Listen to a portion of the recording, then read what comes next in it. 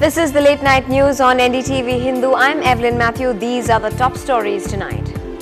Jayalalitha says the DMK has washed its hands off the Mullai Periyar Dam issue.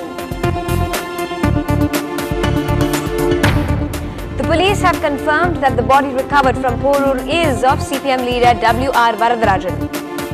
It appears to be suicide, but complete investigation will take some more time, so that we have to, wait for that. In yet another murder in the city, an advocate is hacked to death in broad daylight. 3 persons surrender in court.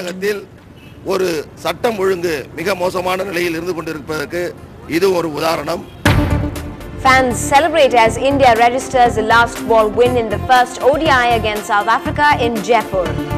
Can't ask for anything better. And one of the world's best racing school, California Superbikes, come to Chennai.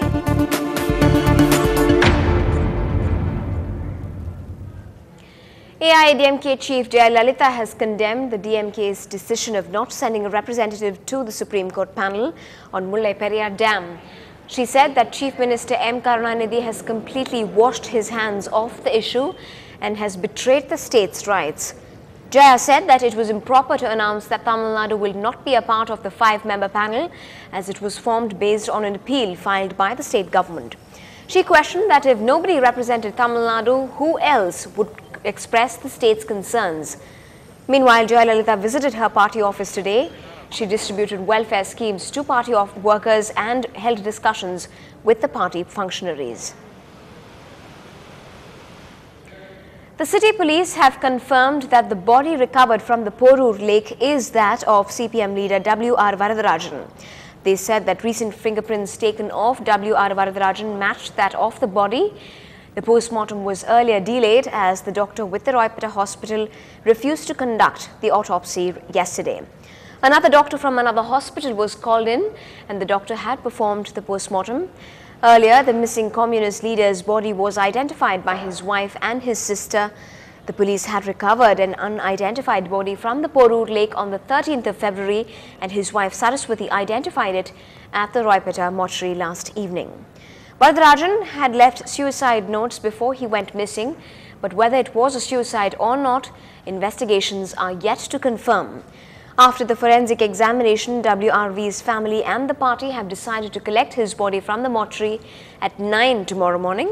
The funeral is expected to take place at 3 p.m. tomorrow. This has been decided by the party's executive committee. As you know, that wife of Mr. Varadarajan identified the body on the basis of the undergarments.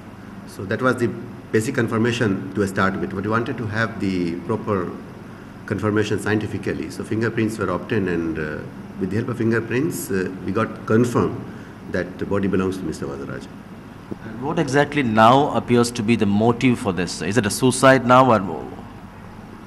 It seems to be suicide, and now cases will be dealt by CCB of our unit, and let them come out with the proper investigation report, because just post-mortem has been conducted, but it appears to be suicide, but complete investigation will take some more time, so that we have to, wait for that final part of the investigation. And here's what the superintendent at the Roypeta Government Hospital, Dr. Thirunanyam, had to say. Was behaving very badly. He was asking too many personal questions. They have complained.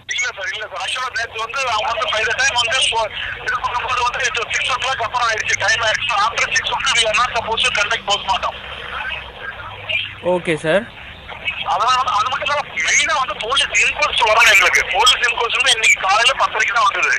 Okay, sir.